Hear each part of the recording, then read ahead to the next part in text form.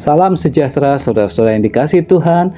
Kembali pada saat ini kita akan merenungkan kebenaran firman Tuhan yang saya beri judul Saling Tolong Menolong. Galatia pasal yang ke-6 ayat yang kedua.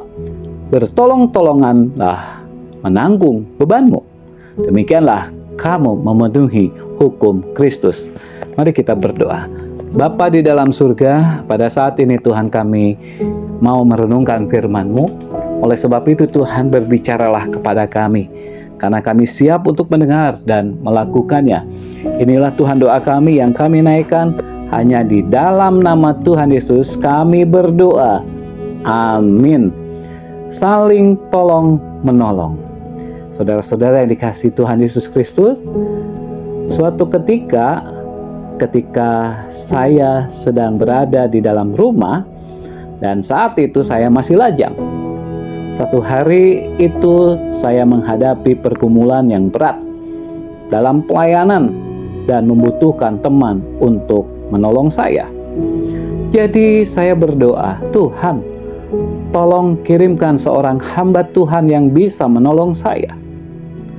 Belum tuntas saya berdoa, terdengar ketukan di pintu.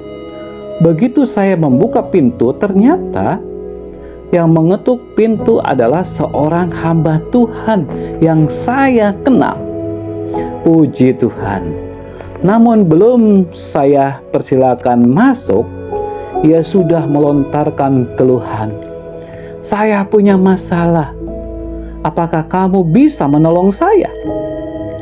Saya mengajaknya masuk dan mengatakan bahwa saya juga sedang menghadapi masalah. Kami pun sepakat untuk saling menolong karena masalahnya berbeda. Lucu sekali. Kami konseling secara bergantian dan merasa lega. Ternyata kami bisa saling menolong. Ternyata kami bisa mengatasi masalah-masalah kami. Dan sejak itu kami menjadi sahabat karib. Saudara-saudara, secara implisit, ayat yang tadi kita baca, bertolong-tolonganlah menanggung bebanmu, demikianlah kamu memenuhi hukum Kristus. Ayat ini menunjukkan bahwa kita semua memiliki masalah, entah dalam keluarga, dalam keuangan, pekerjaan, dan termasuk juga di dalam pelayanan. Saudara jangan malu dan jangan segan untuk berbagi dengan saudara seiman yang dapat dipercaya.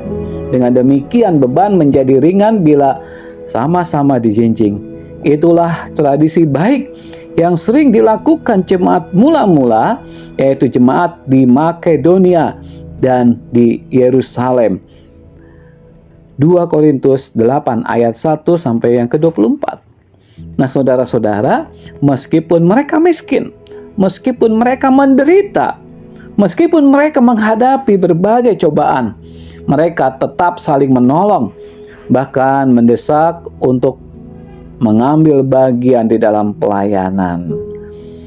Dengan demikian, hal itu kita memenuhi hukum Kristus, yaitu mengasihi Allah dan juga mengasihi sesama kita. Marilah saudara, saling tolong menolong, terutama sesama jemaat, sesama anggota gereja, dan kita pasti akan mendapatkan solusi-solusi yang terbaik pada waktu kita saling menolong satu dengan yang lain, apapun persoalan yang kita hadapi. Mari kita berdoa. Bapa di dalam surga, terima kasih karena firman-Mu mengingatkan supaya kami saling tolong menolong dalam hal menanggung beban. Karena kami percaya bahwa Tuhanlah yang akan menolong dan memberikan setiap solusi yang kami hadapi di dalam setiap permasalahan kami. Terima kasih Tuhan. Di dalam nama-Mu Tuhan Yesus kami berdoa. Amin.